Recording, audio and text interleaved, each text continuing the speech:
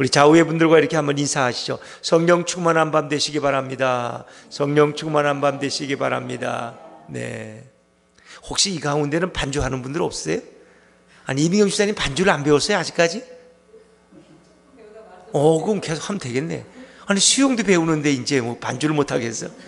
김보영 집사님 반주 못 하세요? 안 배우셨어요? 성경 암송만 잘 하시는구나. 그래요. 우리 이기대 집사님 가정에는 반주하는 분 없어요? 없어요? 그래. 네, 언젠가 이제 하나님께서 좋은 반주자를 보내주실 줄로 믿습니다. 네, 오늘 말씀은 예수님을 실망시킨 두 부류가 오늘 말씀에 소개되고 있습니다.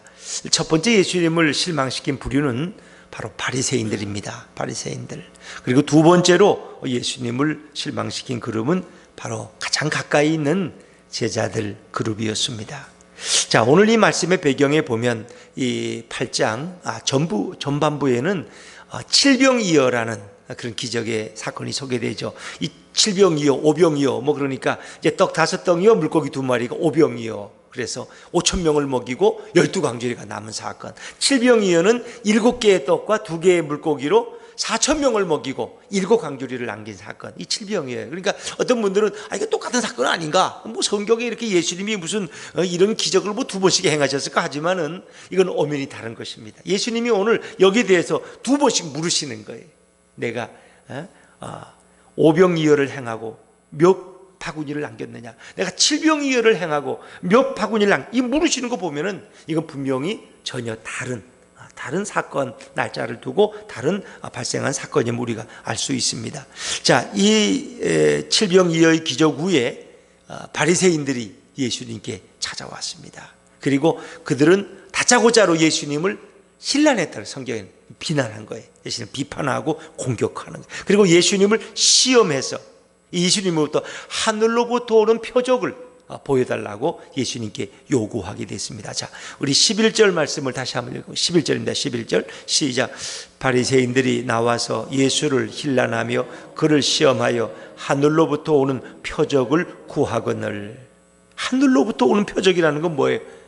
당신이 정말 하나님의 아들이냐? 이런 기적을 행하는 겁니다. 당신이 정말 메시아냐? 그럼 그 메시아의 표적을 보여달라는 거예요. 그들은 또 다른 표적을, 또 다른 이적을 요구하고 있는 거예요.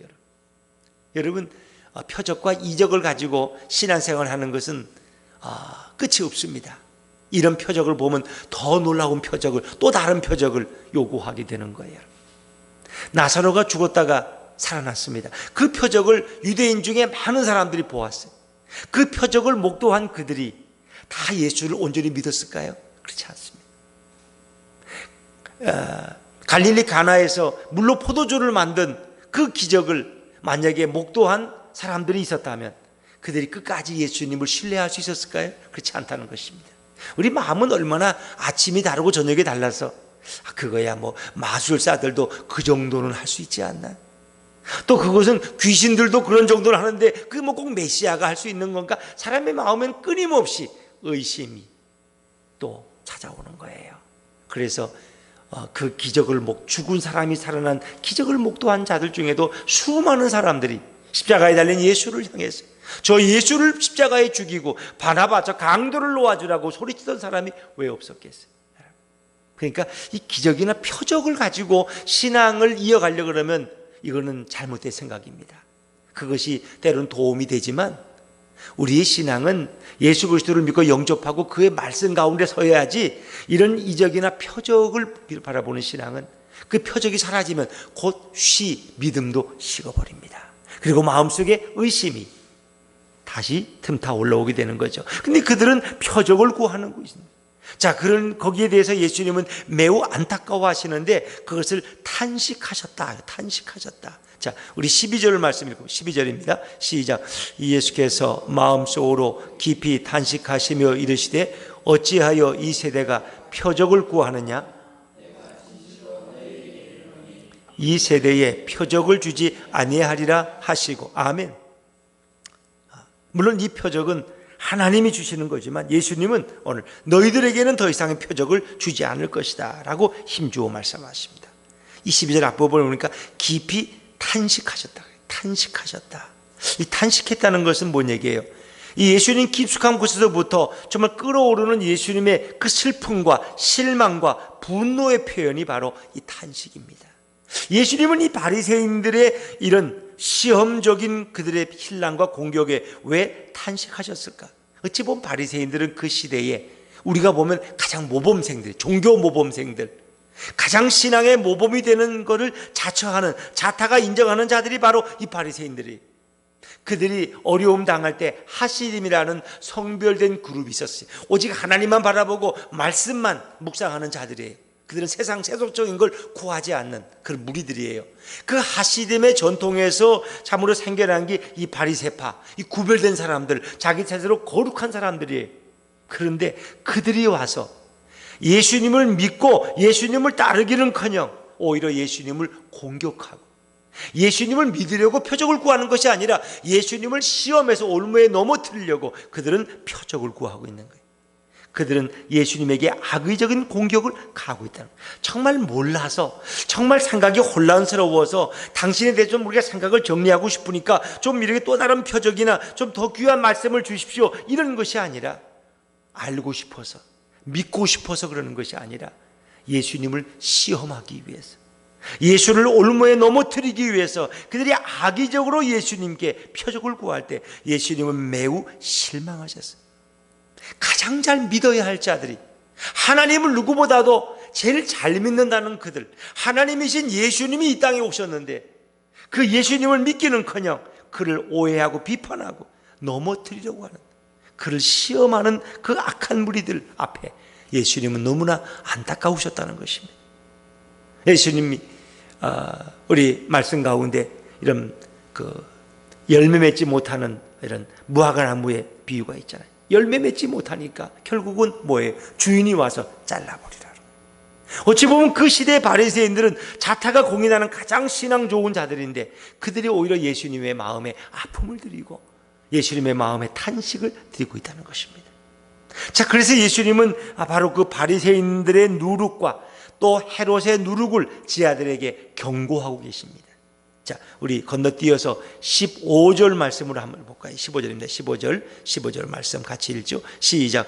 예수께서 경고하여 이르시되 상가 바리새인들의 누룩과 헤롯의 누룩을 주의하라 하시니, 바로 이 바리새인과 헤롯 이들이 예수님을 십자가에 못 박아 죽이도록 뒤에서 음모를 짜고 결국 그렇게 백성들을 선동한 부류가 바로 이 바리새인과 헤롯, 그리고 거기에 사두개인들이었어요.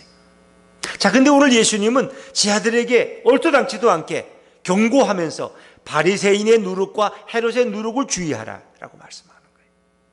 물론 지 아들은 잠깐 오해합니다. 왜? 14절에 보니까 그들이 이 배를 타고 오는데 떡을 그냥 안 가져왔단 말이에요. 떡 한 덩이만 들고 왔고 그 남은 7광주리를 가져와야 되는데 그걸 잊어버리고 못 챙겼어. 그래가지고 그들이 그냥 안타까워하고 있는데 예수님은 그들에게 이 바리새인의 누룩과 헤롯의 누룩에 대해서 말씀하시는 거예요. 이 제 아들이 이제 한동안 오해하죠.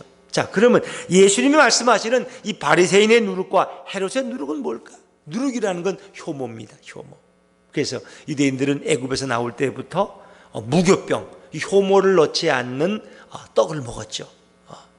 그 왜 전병이라고도 그러고 뭐 그들은 자기들 남대 떡이라고 이렇게 이제 부르는데 그 효모를 넣지 않아. 우리가 할 때 빵을 만들 때는 효모, 누룩을 넣어야지 그 빵이 밤새 부풀어 올라가지고 빵도 잘 되고 맛있고 그러는데 이제 그 누룩을 넣지 말라 그런 거예요.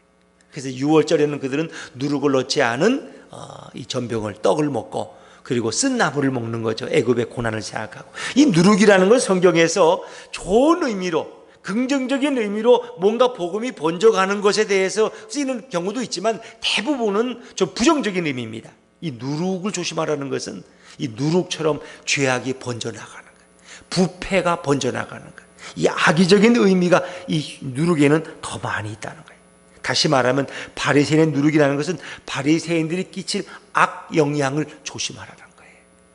너희들이 바리새인들의 잘못된 신앙, 그들의 위선적인 외식주의를 따라가면 안 된다는 거예요. 제 아들은 그런 위험성도 있거든요. 왜? 예수님이 이제 떠난 다음에 제 아들은 바리새인들이 그 신앙이 훌륭하다고 그들을 따라다니다가 결국은 잘못된 신앙을 잃어버리고 복음을 잃어버린다면 이거 큰일인 거죠. 그래서 바리새인의 그 누룩을 주의하라, 조심하라 하는 것은 그들의 외식과 위선을 말씀하는 거예요. 외식이라는 것은 중국집에 가서 밥 먹고 집에서 안 먹고 이게 외식이 아니라 위선, 외식주의를, 겉과 속이 다른 거죠. 겉과 속이. 그러니까 이들이 누구보다도 신앙생활을 잘 하고 늘 율법을 암송하는 자들이고 기도를 가장 많이 하고 금식하는 자들이지만 그들은 겉으로는 그렇게 보였지만 속으로는 예수님 보시기에는 전혀 그러지를 못했다는 것입니다. 그래서 그들은 겉만 꾸미기를 좋아했던 자들. 그래서 그들을 향해서 지금 회칠한 무덤과 같은 자들이다. 무덤에 겉으로는 회칠을 해놨지만 속은 송장이 썩어가는 것처럼 겉과 속이 전혀 다른 그들의 삶을 말씀하는 거예요. 물론 지금 이 시대에도 바리새인들의 신앙은 대단한 겁니다. 오늘날로 말하면 그들은 모든 예배 한 번도 안 빠지는 거예요. 그들은 늘 때를 따라 금식하고 온전한 11조와 모든 예물을 다 빠지지 않고 드리는 이런 자들. 가다가도 하루에 3번 기도 시간이 되면 서서 기도하고 가는 그런 신실한 자들. 어찌 보면 누구보다도 율법을 많이 알고 율법을 순종하려고 노력하는 자들로 이렇게 보이지만 실제로 그들의 내면은 위선으로 가득 찼다는 거죠. 그래서 예수님은 마태복음 23장 23절에 바리새인들을 향해서, 서기관들을 향해서 이렇게 말씀하시죠. 화 있을진저 외식하는 서기관들과 바리새인들이여, 너희가 박하와 회향과 근처에 11조를 들이되 율법에 더 중한 의와 인과 신은 버렸도다. 그러나 이것도 행하고 저것도 버리지 말아야 할지니라 말씀하죠. 박하, 회양, 근처라는 것은 그 당시에 나는 소산물의 11조를 그들이 드렸다는 거예요. 그런데 더 중한 의와 인과 신을 버렸다. 의라는 것은 하나님 앞에서 의로움입니다. 그들은 의롭지를 못했다는 거예요.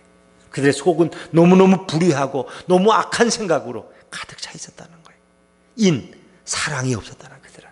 창기와 세리들을 대하는 바리새인들의 모습, 거기에 무슨 사랑이 있어요? 자기들과 같지 않은 자들은 냉정하게 차별하고 그들을 지옥에 갈 죄인들로 정죄하는 자들. 사랑이 없었어요. 신, 그들에게는 하나님을 향한 온전한 믿음도 없었다는 것입니다.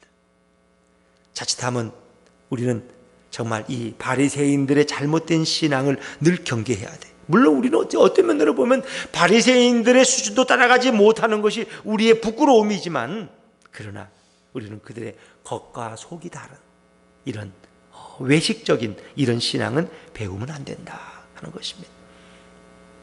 자칫하면 제자들은 진정한 내적인 변화의 신앙을 잃어버리고 형식과 외식에 빠지는 이 바리새인들의 잘못된 신앙을 따라간다면 그것은 얼마나 위험한 것인가. 그럴 때 복음을 잃어버리는 거예요. 복음을. 그러니까 한국 교회가 이제 이 땅에 복음이 증거된 지 벌써 100년이 훨씬 넘었고 130년, 140년 돼 가잖아요. 이제 그러면서 우리가 늘 이렇게 조심하고 주의해야 되는 것이 복음의 순수성을 잃어버린다는 거예요. 교회도 이제 뭐 60년 된 교회, 100년 된 교회, 120년 된 교회, 전통이라는 걸 생겨요. 그 전통이 성경보다 더 중요해. 오히려 예수님보다 그러면 전통이 더 중요해. 그런데 그 전통에 빠져가지고 정말 복음을 잃어버리는 그런 잘못된 교회 모습이 오늘 한국 교회에 얼마나 많이 일어나고 있습니까? 그러니까 아마 어찌 보면 100년이 넘으면 교회는 이렇게 한번 위기가 오는 것 같아요. 왜? 처음에 들어왔을 때 그 5년, 10년 됐을 때 그 뜨거운 열정, 그 일제시대 때 복음이 들어와서 그들이 밤을 새며 기도하며 나라와 민족을 위해 몸부림치고 눈물 흘리던 그런 열정이 다 사라졌다. 6.25 때 저 부산에 가서 마지막 남은 부산마저 넘어가면 끝이니까 밤새워 기도하던 그 순수한 복음의 열정, 그게 지금은 없단 말이죠.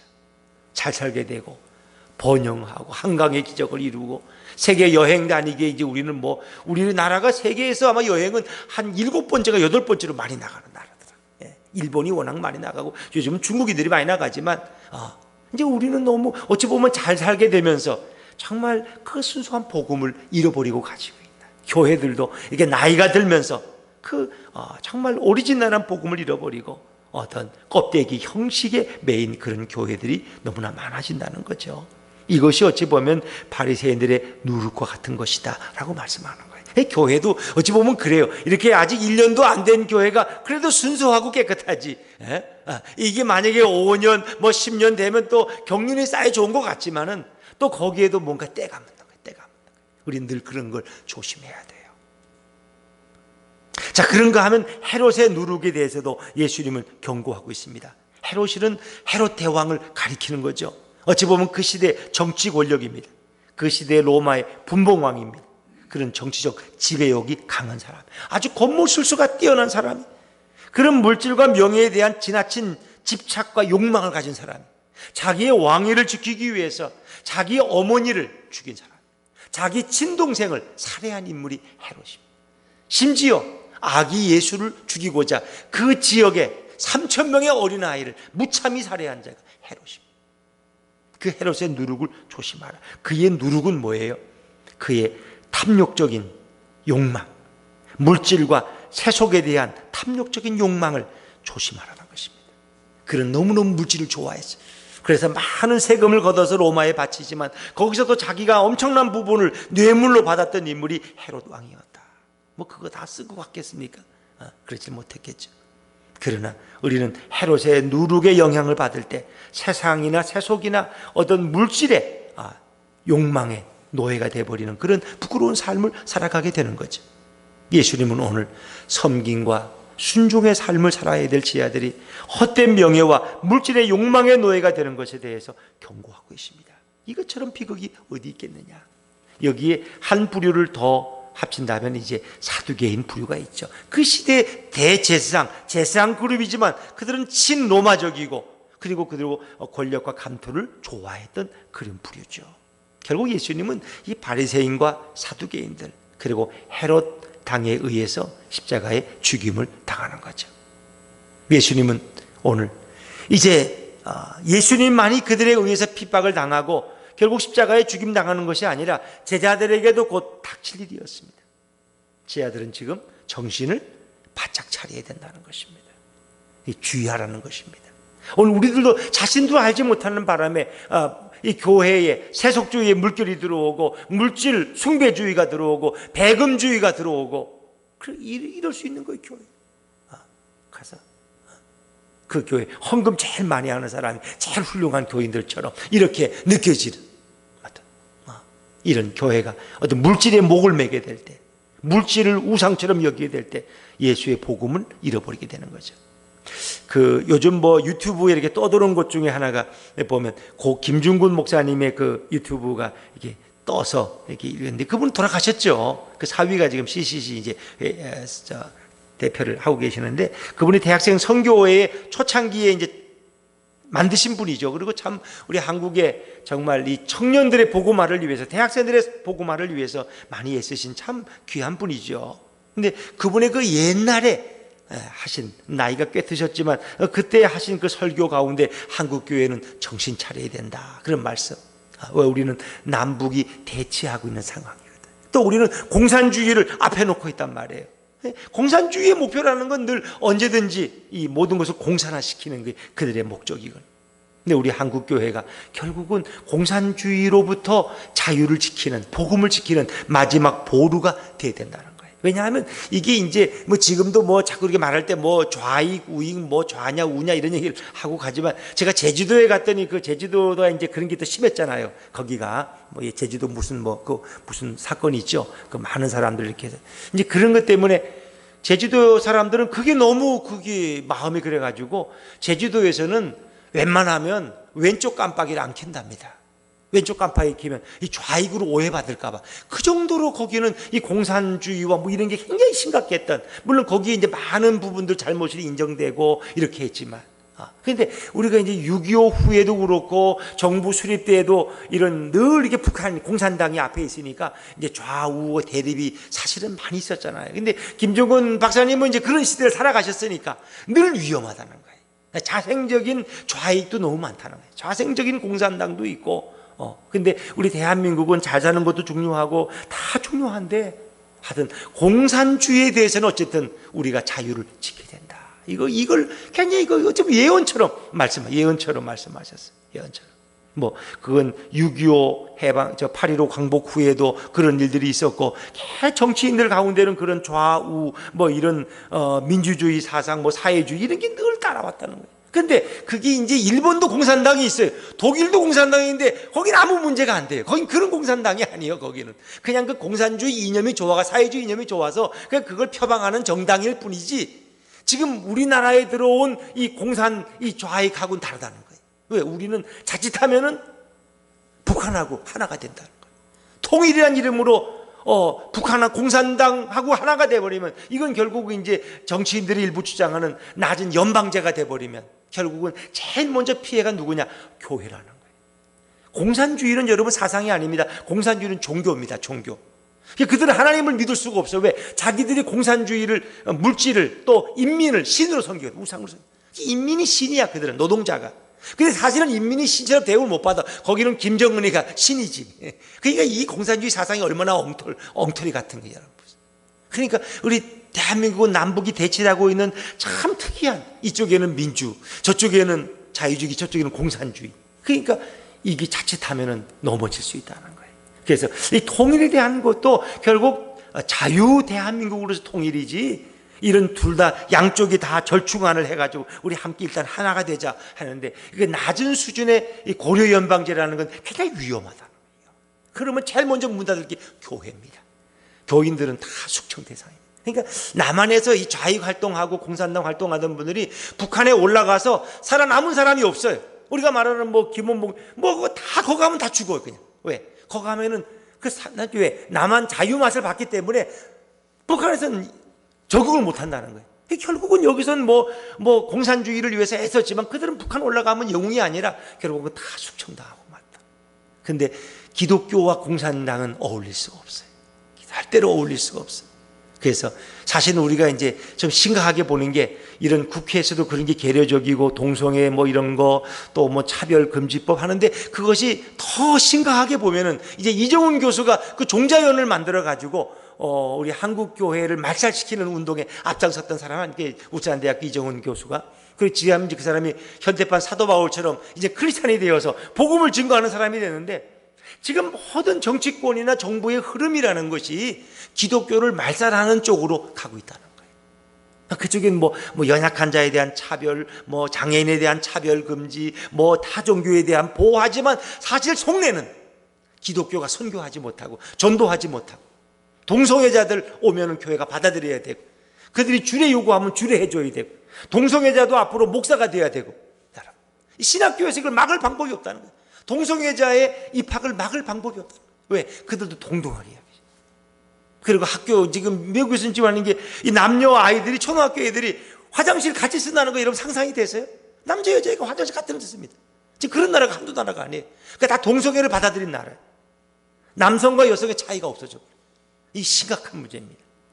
근데 그걸 우리도 모르게 지금, 그런데 그것이 이제 이미 계몽주의 이후에 계속 유럽에서부터 미국을 통해서 한국에 지금 계속 들어오고 있는데, 우리가 그걸 정신을 차려야 돼. 그래서 학교에서는 이미 창조론은 절대 가르칠 수 없고 진화론만 교과서에 가르치고, 하나님에 대해서는 교사가 말하면 그건 당장 물러나야 되고, 전혀 기도해서도 안 되고, 지금 이런 문제들은 결국은 그 목적이, 결국 사단이 배후에 조종하는 목적이 기독교를 말살하는 거예요. 기독교를 말살하는 거예요.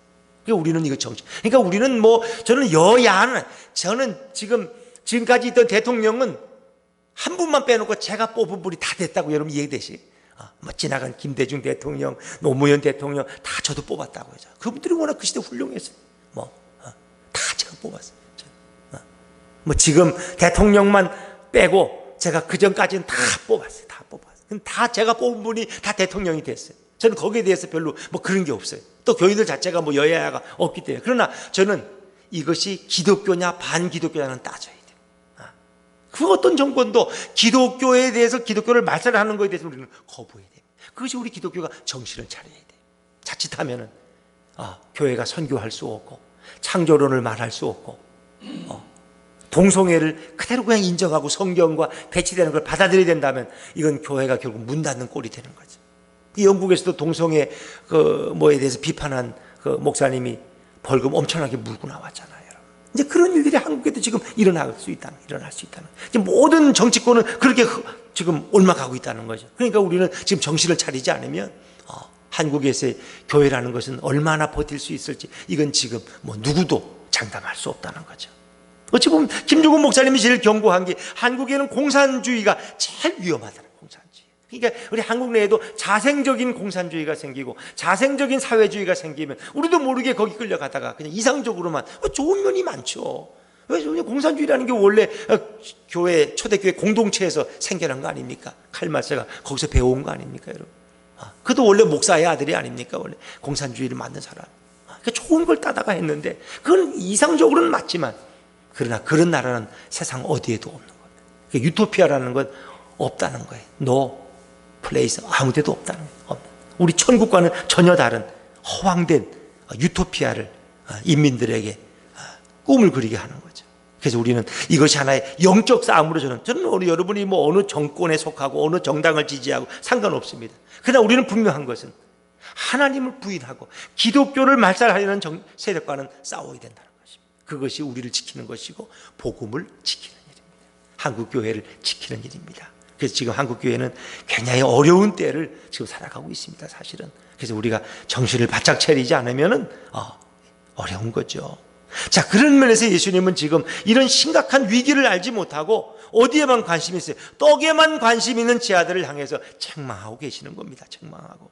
오늘 한국교회가 이런 지금 기독교가 당하는 엄청난 위기를 깨닫지 못하고 오늘도 축복만을 찾고 있다면 돈 많이 주십시오. 사업 잘 되게 해주십시오. 건강하게 해주십시오. 그것만을 구하고 그게 뭐 틀렸다는 게 아니에요. 그러나 그것만이 구하는 것이 전부라면 이거 심각한 거죠. 더 큰 위기를 우리가 느낄지 못할 수 있다는 거예요. 자, 우리 14절 말씀을 한 번 더 읽어볼까요? 14절인데 14절입니다. 같이 읽죠. 시작.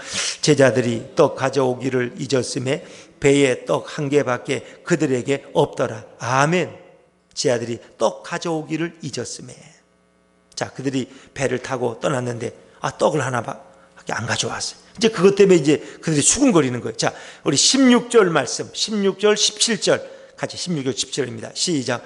제자들이 서로 수군거리기를 이는 우리에게 떡이 없음이로다 하거늘 예수께서 아시고 이르시되 너희가 어찌 떡이 없으므로 알지 못하며 깨닫지 못하느냐 너희 마음이 둔하냐. 아멘. 자, 그들은 떡이 없으므로 수군거린다는 거예요. 그러니까 예수님은 참 답답한 거예요. 왜? 예수님이 바리새인의 누룩과 헤롯의 누룩을 주의하라. 누룩이라는 건 떡과 관련된 거잖아요. 그러니까 이들이 누룩을 말씀하시는 거 보니까 우리가 떡을 안 가져왔다고 예수님이 책망하시는가 보다. 그러면서 자기들끼리 또 뭐 수근수근 되는 거예요. 그러니까 너희가 어찌 떡이 없으므로 수근거리느냐. 아직도 모르느냐.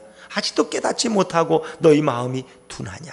18절에 눈이 있어도 보지 못하며 귀가 있어도 듣지 못하며 또 기억하지 못하느냐. 예수님의 그 수많은 말씀을 그들은 지금 헛두고 있는 거예요. 그들의 관심은 어디에 있는 거예요? 떡에 있다는 거예요. 떡에 있다는 거예요. 떡에.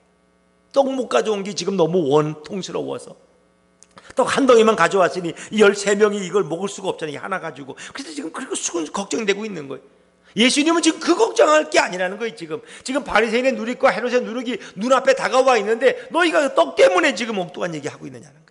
왜 깨닫지 못하냐? 왜 영적으로 분별하지 못하고 왜 너희들이 성숙하지 못하느냐는 거예요. 그래서 예수님이 이제 묻습니다. 어린아이들한테 묻는 것처럼 물어요. 자, 19절 말씀, 19절입니다. 19절 시작.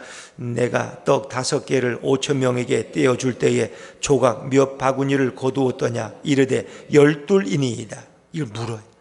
오병 여행할 때 몇 바구니냐? 12강줄이죠. 그러냐? 그래. 그럼 7병이어를 행했을 때 몇 강줄이냐? 7강줄이냐? 예, 앞엔 12이고 뒤엔 7이죠. 예수님이 이걸 묻는 이유가 뭐예요? 뭐 그들이 몰라서 묻습니까? 그건 뭐예요? 너희들이 떡은 걱정할 필요가 있다 없다? 걱정할 필요가 없다는 거예요. 먹을 것 때문에 걱정하지 말아라. 먹고 입는 것 때문에 걱정하지 말아라. 바로 내가 여기 있고 여기 떡 한 덩어리가 있으면 이걸 먹는 거 가지고 왜 걱정하느냐? 내가 5,000명을 먹였고 4,000명을 먹이지 않았느냐? 21절에 이르시되 아직도 깨닫지 못하느냐? 너무 답답한 거예요. 제 아들의 관심은 영적인 관심이 아니에요. 하나님 나라나 저 구원의 관심이 생명의 관심이 있는 것이 아니라 아직도 먹고 있는데 관심이 있다. 먹고 있는데 떡에 관심이 있다.